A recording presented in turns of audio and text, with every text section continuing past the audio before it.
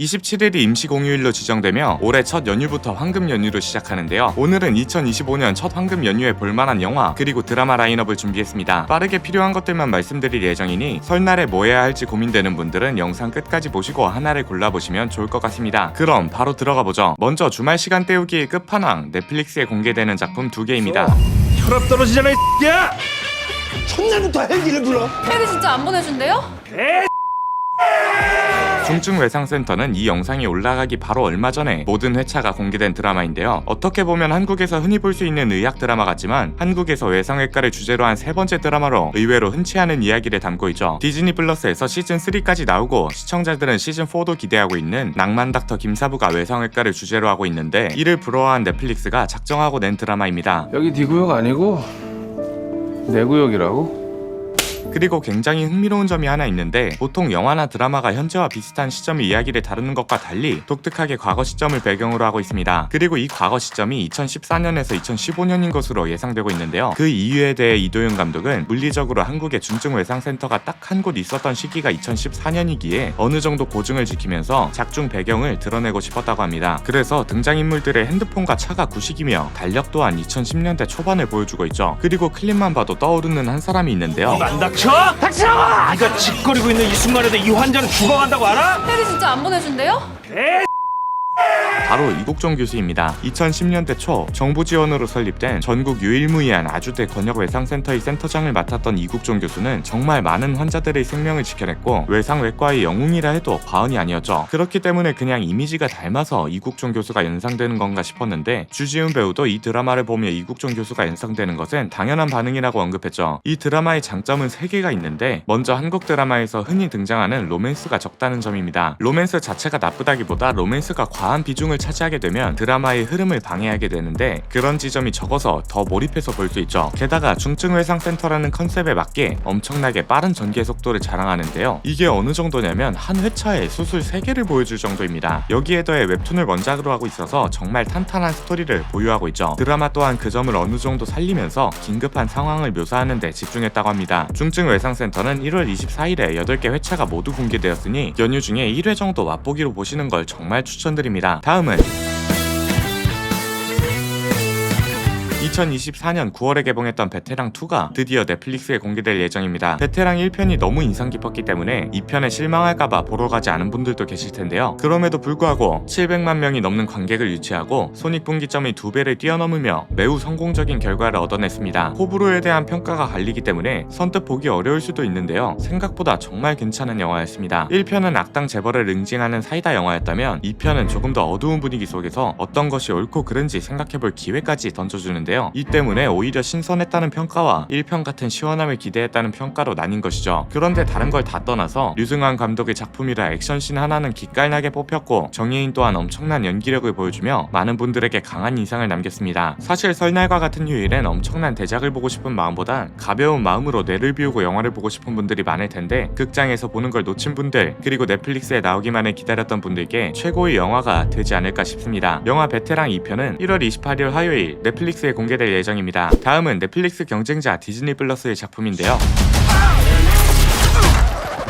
베테랑 2편 공개일 바로 다음날 당신의 친절한 이유 스파이더맨이 공개될 예정입니다. 안 그래도 소니 픽처스의 베놈3가 정말 대차게 스파이더맨 유니버스를 말아먹으며 소니에서 제작 예정이었던 스파이더맨 관련 작품들이 줄줄이 무산됐는데요. 다행히 스파이더맨 팬들을 위한 작품이 하나 나오게 된 것이죠. 심지어 스파이더맨의 오리지널리티를 살리면서 동시에 독특한 설정까지 가지고 있어 이미 시즌2 제작까지 확정된 상황인데요. 그린 고블린으로 등장한 노먼 오스본이 피터 파커를 이끄는 멘토 역할을 하게 되고 헐크가 된 한국계 2세 아마데우스 조의 등장과 1대 고블린의 아들이자 2대 그린 고블린 해리 오스본까지 등장할 예정입니다. 최근에 디즈니 플러스에서 왓이프 시즌3를 개떡같이 만드는 바람에 왓이프 시즌3를 아쉽게 만들어서 다소 실망스러웠던 와중에 스파이더맨이 힐링을 해줄 것으로 기대되고 있죠. 다음은 설 연휴를 맞아 기대되는 극장 개봉작을 소개하겠습니다. 먼저 1월 27일 월요일에 대만의 최고 성공작 말할 수 없는 비밀 한국 리메이크 버전이 개봉될 예정입니다. 멋있지 않아?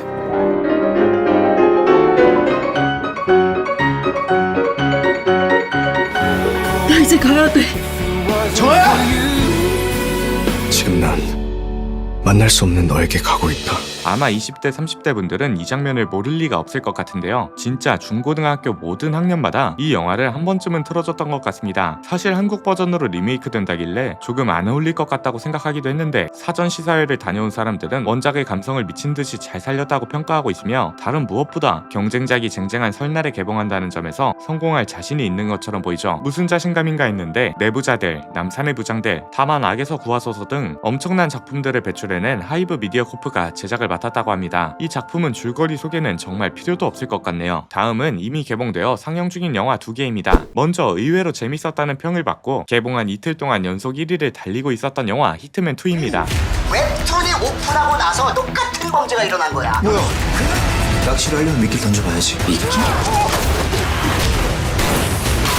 사랑해요. 히트맨 1편은 웹툰 작가가 되고 싶었던 국정원 직원이 대박을 치기 위해 1급 기밀을 웹툰에 녹이며 발생하는 이야기를 그렸는데요. 개봉 5일 만에 100만 관객을 돌파하며 의외의 성공을 거둘 것으로 예상되었지만 코로나가 터지며 관객 수가 확 꺾인 불운의 작품입니다. 그리고 이번에 2편으로 돌아온 건데 시놉시스가 그냥 개웃깁니다. 1편에서 대박 작가가 되어 시즌2를 연재하지만 부담감에 뇌절을 거듭하고 이에 빡친 외국인들이 주인공을 암살하기 위해 한국으로 들어오기 시작합니다. 게다가 주인공이 그린 웹툰을 모방한 테러까지 발생하는데 국정원이 주인공을 범인으로 지목하며 벌어지는 이야기를 다루고 있죠. 권상우, 정준호, 황우슬의 이희경 등 이런 작품에 특화된 배우들이 총출동했기 때문에 가벼운 마음으로 영화관을 가보는 것도 좋을 것 같습니다. 다음은 12 영상이라고 들어보셨습니까?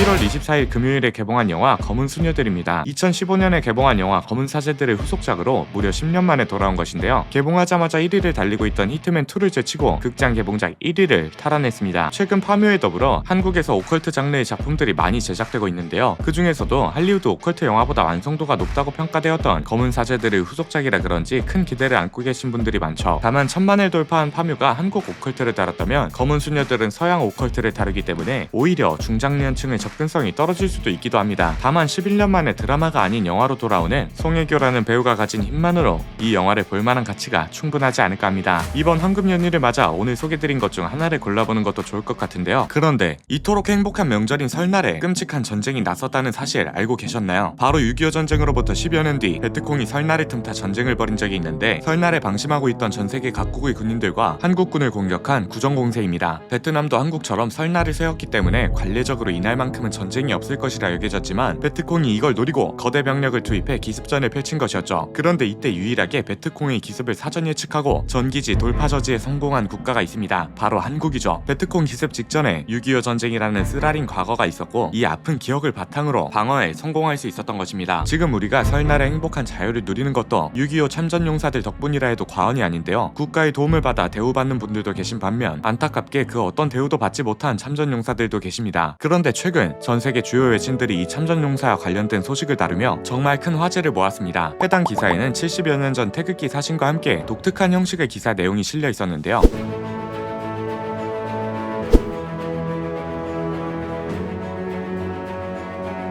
알고 보니 이 기사는 연락이 닿지 않았던 참전용사에게까지 지원 소식을 알리고자 여러 한국인들이 힘을 모아 외신에 요청한 것이었고 이에 감동한 해외 여러 국가의 외신들이 국가를 대신해 은혜를 갚고자 나선 한국인들의 기사를 보도한 것이었죠. 그리고 실제로 아프리카 대륙의 에티오피아에선 수십 명의 참전용사와 가족들이 암질환 치료 및 수술을 받았고 에티오피아는 이를 미라클 코리안이라 부르며 신문 일면에 보도하기도 했습니다. 그리고 이 모든 것을 진행한 것은 직원 수 10명 남짓의 작은 한국 기업 인프레쉬였습니다. 인프레쉬는 국내 생활고를 겪는 참전용사들을 직접 찾아다니며 주거 개선, 물품 지원, 식비 지원에 더불어 국가를 대신해 해외 참전국에 선물을 전하는 등 국내외에서 극찬을 받고 있죠. 무엇보다 감동적인 것은 이 모든 후원을 기업명으로 진행한 것이 아니라 이러한 행보에 동참해준 한국인 이름으로 진행했다는 것입니다. 그리고 최근 인프레쉬는 6.25 참전용사에게 후원되는 특별한 후드티를 공개하며 또 다른 기적의 시작을 알렸는데요. 기억이란 주제 아래 참전용사들의 희생과 노고를 알리며 일상 속 그들에게 감사 메시지를 전하고 있는 것이죠. 이 후드티의 판매 수익금 일부는 참전용사분들에게 직접 전달되며 후원에 동참한 이들의 이름은 명단에 기록되고 있습니다. 여러분의 많은 동참 부탁드리며 후원 후드티는 고정 댓글에 링크를 남겨두겠습니다. 꼭 한 번씩 확인 부탁드립니다.